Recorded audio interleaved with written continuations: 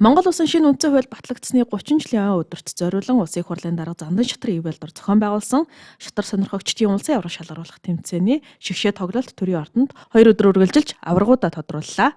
Энэ удаагийн тэмцээн сумдуургийн хэмжээнд хахан шат, аймаг нийслэлийн хэмжээнд хагас шигшээ, улсын хэмжээнд шигшээ гэсэн 3 шаттай явагцаа. За нийт давхарцсан тоогоор улсын хэмжээнд 6037 шатар сонирхогч оролцож, шавтаргын шигшээ тэмцээнд эрэгтэй 80, эмэгтэй 32 шатарчин шалгарсан юм а.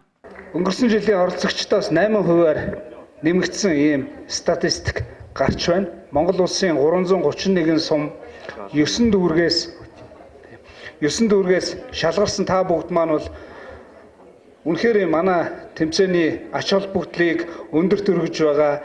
Энэ тэмцээнээс ирээдүйн их маструуд Монгол улсынхаа нэрийг олон улсад гаргах шилдэг шатарч төрөн гарч ирсэн эргэж болно гэдгийг одоо манай шүүгч нар түрүүний мэдээлэл хийсэн хүмүүс бас хэллээ. Тэгшүүн жил зохион байгуулагдж байгаа тэмцээнийхээ зохион байгуулалтад бид нар энэ жил өөрчлөлт оруулсан, та бүхэнд бас мэдэгдэж байгаа байх. Жилээс жилд одоо ач холбогдол нь улам өндөрсөж, улам зохион байгуулалт нь сайжирч ажиллана гэдэгт итгэж байна. Монгол улсын үндсэн хууль батлагдсны өдөрт зориулсан энэхүү тэмцээнийг Швейцар системээр 8 өрөөг явуулж, медальт барин шалгарсан шатарчдад шатрын спортын дэд мастер цолыг гардууллаа. За эрэгтэй ангилалд Говьсөнбөр аймгийн оролцогч Төвшин Төгс 7 оноогоор тэргүүн барьцаалж, нийслэлийн Сүхбаатар дүүргийн оролцогч Санждорж 6.5 оноогоор 2 дугаар байр, Архангай аймгийн оролцогч Дорцөрөн 6.5 оноогоор 3 дугаар байрыг тус эзэллээ. За харин эмэгтэйчүүдийн төрөлд нийслэлийн Хан уул дүүргийн оролцогч Санчир Дулан 6.5 оноогоор тэргүүн байрыг эзэлсэн бол 2 дугаар байрт Өвөрхангай аймгийн оролцогч Бат Чимэг 6.5 оноогоор шалгарлаа. За 3 дугаар байрт Орхон аймгийн оролцогч Хулан 6 оноогоор шалгарсан юм а.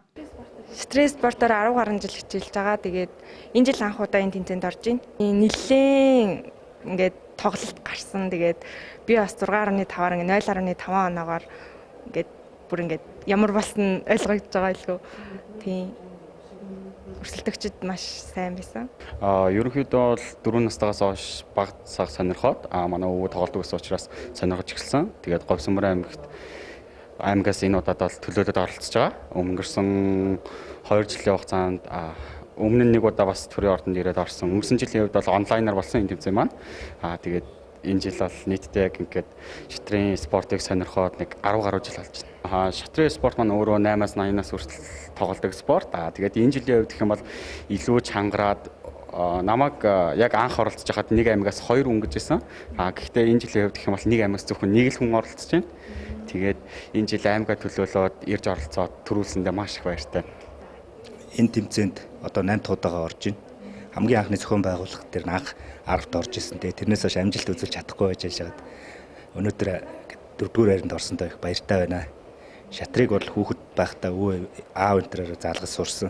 Сүүлд оюутан болсныхаа дараа мэрэгжлийн ном үзэж шатрын ерөнхий ойлголттой болсон.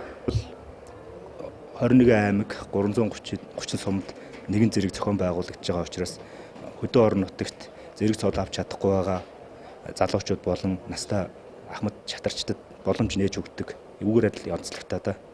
50-аас дээш насны шилдэг ахмад эрэгтэй тоглогчоор инх жаргал шалгарсан бол 65-аас дээш насны шилдэг эрэгтэй тоглогчоор улсын их хурлын гишүүн асан Оюун Батар шалгарлаа.